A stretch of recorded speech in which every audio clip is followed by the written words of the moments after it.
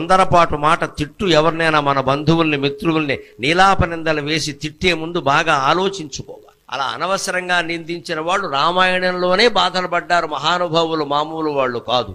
అగ్ని ప్రవేశం అప్పుడు సీతాదేవిని అనేక రకాల మాటలు అన్నాడు రామాయణంలో రాముడు. ఇప్పటికీ దాన్ని విమర్శిస్తారు చాలామంది హేతువాదులు. వాళ్ళు పూర్తిగా చదవక విషయం తెలియక అన్నాడు, అనేక రకాల మాటలు అన్నాడు. భర్తగా నిన్ను కాపాడాను నేను, నీ ఇష్టం వచ్చిన చోటుకి వెళ్ళొచ్చు అన్నాడు. అంతకంటే అవమానం ఉందా? ఆ మాట ఎందుకు రాముడి నోట వచ్చిందో తెలుసా?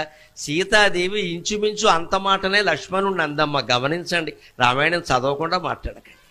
మాయలేడి కోసం ఆయన వెడితే హా సీత హా లక్ష్మణ అని అరిస్తే వెంటనే ఈయన్ని వెళ్ళమంటే నేను వెళ్ళనమ్మా, నీకు తెలియదు ఇది రాక్షస మాయ.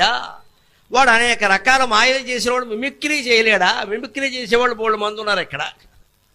అలాగే వాడు రాక్షసుడు లేడి వేషంలో వచ్చాడు, ఇప్పుడేమో ధ్వనిని అనుకరించాడు.